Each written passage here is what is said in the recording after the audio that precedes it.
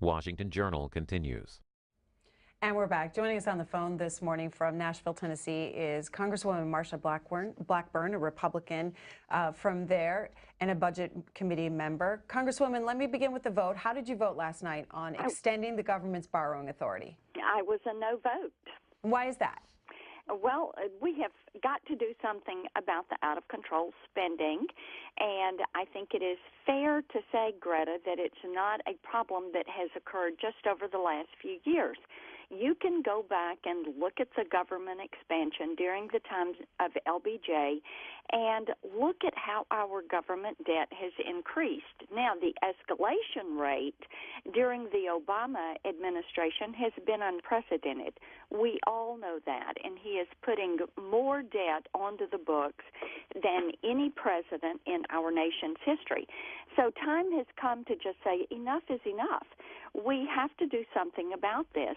And to have a proposal where we were not going to get significant budget reforms was something that I could not vote for. And I'm very comfortable, and I think my constituents are very comfortable with the no vote. Congresswoman, what was your reaction when you heard from the Speaker yesterday that he had decided to attach nothing and that it was going to be a clean debt ceiling extension? Well, this is what the Democrats wanted. It is what the president had wanted. The Speaker was having a difficult time getting agreement on what could be attached through the Republican House. And if the Democrats and if this administration want to spend more, then maybe it's time for them to own it.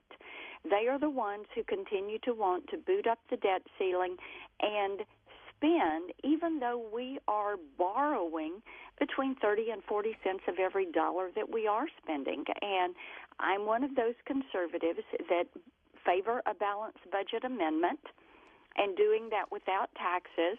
I favor reducing what the federal government spends. Of course, I'm the one that I have bills that I offer every single Congress that call for 1%, 2%, and 5% across the board spending reductions. And when the president was in the Senate, he was against raising the debt ceiling. Now that he's the president, he doesn't want any strings attached and wants to be able to spend whatever he would like to spend without the consent or approval or the allowance of Congress. I think it's wrong. The New York Times reports this morning, other papers as well, that it was Mr. Boehner who raised such high expectations around the debt limit. In 2011, he established what has become known as the Boehner Rule. Any debt ceiling increase was supposed to be offset by an equivalent spending cut. So was the Boehner Rule broken? It was definitely, there are no spending cuts with this. So if you're looking at in that regard, it would be. If you're looking at the fact that the Democrats now own this issue, and you've got a lot of House Democrats who are from districts that do not want to see more debt incurred and put on the books, so I think they own this issue. So, Congresswoman, do you understand then what the Speaker was doing? Because there's conservative groups, the Senate Conservative Fund, others that are putting petitions out there saying that the Speaker needs to be replaced. And we're going to see a lot of activity and conversation around this, Greta, and you're going to have a lot of groups who are going to call for different actions, and they continue to weigh in. And you've got groups on the left, you've got groups on the right, and quite frankly, I am pleased to see activism in the off-the-hill or the conservative or grassroots community. Having that kind of debate is a very good thing for us, and I am certain more people than ever will now be aware of what happens when you raise the debt ceiling. Do you endorse the Speaker? I have supported the Speaker, and I have supported the Republicans on our side of the aisle, and certainly when we have elections where there's a Republican and a Democrat, I support those. Look, Greta, I realize I am more conservative than most people in my conference, and I appreciate that. I'm the most conservative female in Washington. I am the third most conservative member of the House. Now, there are lots of wonderful districts around this country where I am probably too conservative to be elected, and I realize that. But that's the good thing about a representative body. People are going to elect someone who reflects and represents their views. That is why we have diverse opinions in the House of Representatives, and our nation has been well served throughout our history by having a robust debate and a solid two-party system. So just to be clear, Congresswoman, do you continue to support John Boehner as Speaker of the House? I have continued to support Speaker Boehner. I did not support this action. But I understand and appreciate the situation that he was in. What would, as a member of the Budget Committee, what would you have attached to this debt ceiling extension?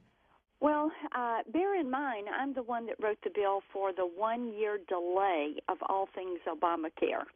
And, of course, we have used components of that on the continuing resolution and other items that we've sent forward from the House, and I've appreciated the support of my colleagues in that. I would have put some, I would have had those across-the-board spending cuts, which there again, the Budget Control Act and that 2% across-the-board cut, I support that. I support delaying everything Obamacare. I support putting a balanced budget amendment a component in order to raise the debt ceiling. What you have to realize is this is not fair. To continue putting this debt on the books is not fair, and we've recently had Doug Elmendorf, who heads the CBO, before us to do a long-term budget outlook. And you're looking at the next decade down the road. When you look at the CBO's analysis of where we are right now, of having about $800 billion a year just in interest. And what we have to be mindful of is every penny that we borrow has to be paid back. Now, for my grandchildren who are 5 and 4 years of age, is it fair to them and to their generation to make decisions that are going to cost them so much money in paying those pennies that we're borrowing that turn into dollars and hundreds and thousands and millions and billions and now trillions of dollars to have to pay that back? And your viewers can go to my website, blackburn.house.gov, and when you scan down on the right-hand side, you're going to see the nation's debt clock and see how it is ticking away. Getting the debt under control is not something that can continue to be kicked down the road. This is something that needs to be addressed, and we need to sit down as a budget committee and look at how we do it. We took some good steps yesterday, and I would encourage your viewers to look at a couple of pieces of legislation that we passed out of the budget committee yesterday. One was to allow for biennial budgeting and to move to a 2-year budget. That would just be an incredible thing to bring some accountability to the budget process, where we put our efforts into budgeting 1 year, and the next year we put our efforts on oversight and accountability and bringing that transparency that needs to be brought to that process. Congresswoman Blackburn, just real quickly before we'll let you go, the White House announced that they were going to delay the employer mandate again. What is the implications of that? What will Republicans try to do legislatively because of that decision? Well, first of all, the president does not have the authority to continue to do this pick and choose. And to say, well, through the rules, you have certain leeway. This is now 27 and 28 in the number of delays that they have made. You've got close to 2,000 waivers that they have given. And Greta, this is outside of the spectrum of their authority. The president his job is to faithfully execute the laws that we pass. And for the way he is going about this, not coming back to Congress, I think you're going to see the Judiciary Committee and committees like mine, Energy and Commerce, began to take some actions, because this is not at the president's discretion. He is required to implement the laws of the nation, and you're going to begin to see some accountability brought to bear on that process. All right, Congresswoman Marsha Blackburn, we appreciate you joining us on the phone this morning, your time, and I know the winter storm caused you to get out of Washington yesterday before it hit, so thank you for getting up early after a late night. Absolutely. Thank you. Bye-bye. All right.